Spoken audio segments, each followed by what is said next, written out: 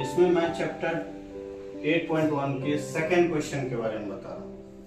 Second question में क्या दे रखा है, tn इक्वल टू दे रखा है, tn इक्वल टू क्या है 5n - 3, 5n - 3। इसमें हमें बेटे निकालना है 10th टर्म और 15th टर्म, मतलब 10th टर्म निकालना है एंड 15th टर्म निकालना है, 15th टर्म निकालना है। अब इसमें 10 टर्म मतलब ये 10 लिखेंगे, 10 टर्म इक्वल टू हो जाएगा 5 × 10 - 3। 5 10 जा कितना होता है 50 - 3 इक्वल टू कितना हो जाएगा 47। ठीक है। इसी तरह अब हमें कौन सा निकालना है, A15। क्या निकालना है, A15। टर्म जब होता है तो A होता है और अगर सम ऑफ होगा तो SN होगा।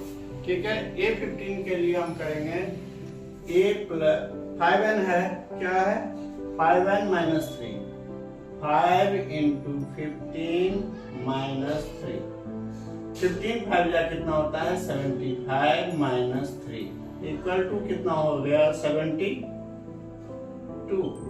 अब एक बार देख लो पहले सही से, तब पता चलेगा।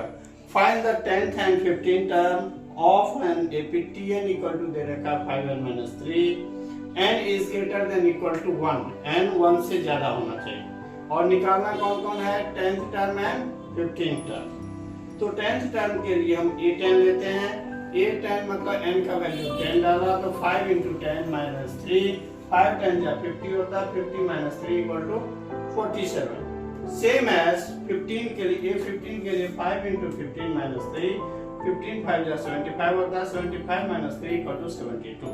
और इस तरह से ये क्वेश्चन सॉल्व हो चुका है। अब इसी तरह हम अगर थर्ड टर्म के लिए कर रहे हैं, determine whether 97 1 terms of sequence tn equal to 5n - 3।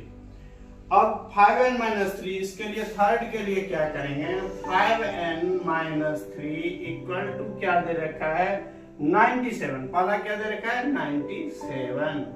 तो 5n इक्वल टू क्या हो जाएगा 97 + 3। 97 + 3 कितना होता है बच्चे 100 होता है कि नहीं, 100 होता है। तो 5n इक्वल टू 100 हुआ, तो n इक्वल टू क्या हो जाएगा 100/5, 5 से कट जाएगा इक्वल टू 20 टर्म। समझ में आ गया। तो ये 20 टर्म हो गया। डिटरमाइन होता है कि नहीं होता है, यस हो जाएगा, इसका यस हो जाएगा, यस होगा, ये क्या हो जाएगा यस। इसी तरह इसको भी करेंगे, 172 को भी करेंगे तो 172 भी इसमें हो जाएगा।